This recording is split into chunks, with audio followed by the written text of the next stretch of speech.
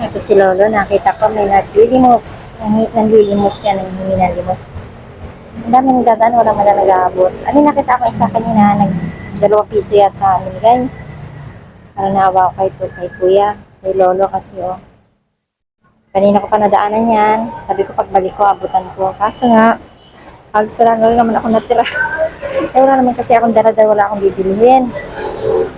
Pinaayos ko lang yung cellphone ko, kaya Kuya, bigat ka. Sensya ka na dyan pamasahe ko lang natira eh. Nagpagawa ako ng cellphone dyan, wala akong dalang extra. Tama God bless. Uwi na ako guys. Uwi na ako, maglalakad-lakad na lang ako. Ano rin tumanap ka? Bayan mga nalilumos wala na akong ibigay. At pamasahe na lang natira ko. Dapat nga nadaan ako dito sa Q-Gold. Dumandang talaga ako. Hindi na ako pumasok. Kasi nga, hindi naman ako nagdala ng extra pera. Kasi kahit wala kang bibilhin, pag may dala kang extra pera, siguradong mapapabili ka. Bumili ako ng konting gulay. Ito.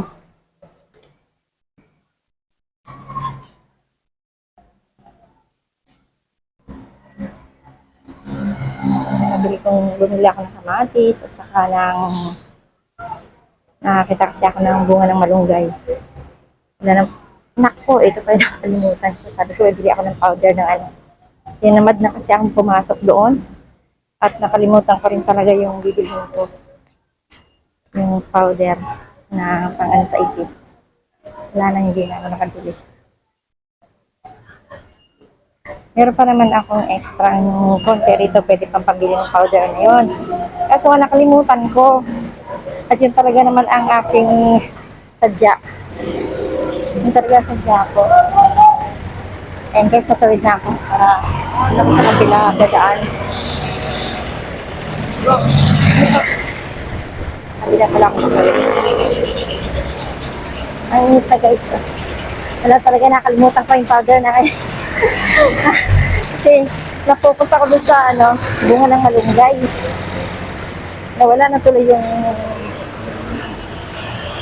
iniisip ko sa pagbili ng saka na lang ulit. Kapalik na lang ako. Let's wait na ako guys.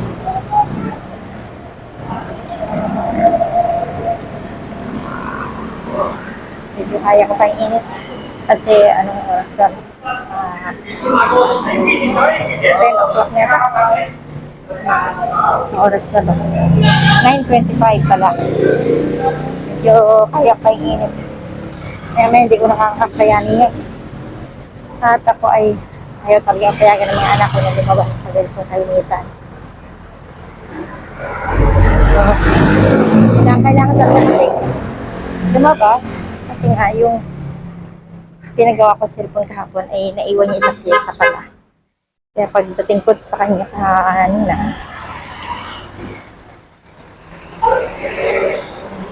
malayo pa ako, nakita ako nung nagawa kahapon, nakangiti na sa akin. Ang bait niya.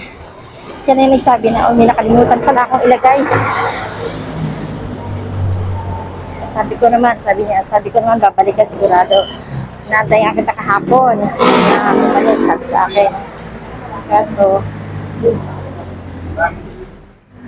may hilakad din kasi ako kahapon.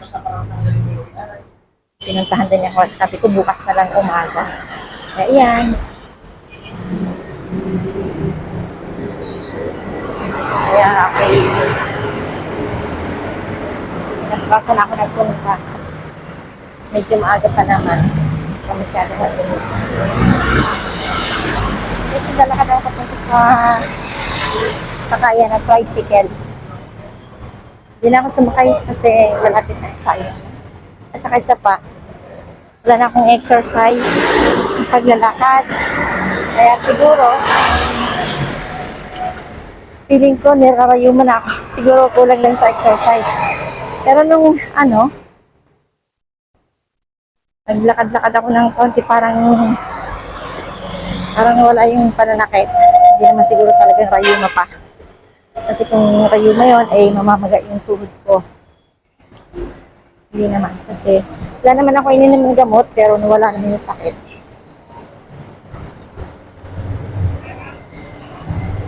Na guys, yan yung flyover na ano, Tauliran.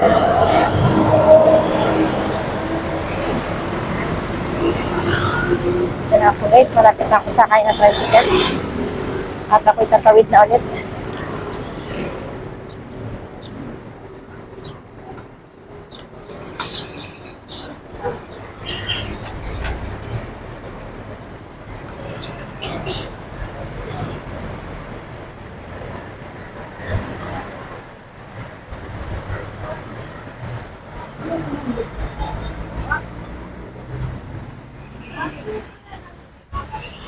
Lapit na ako sa ano.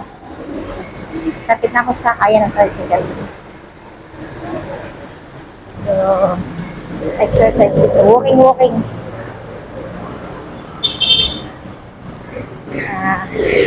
Doon na lang ako magpaalam pala sa inyo sa may sakaya ng tricycle.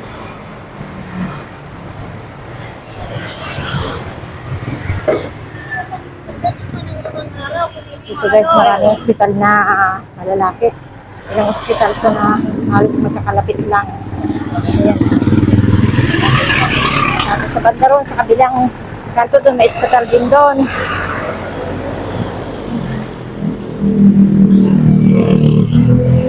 Ito ang lugar ng Zapote, Las Piñas.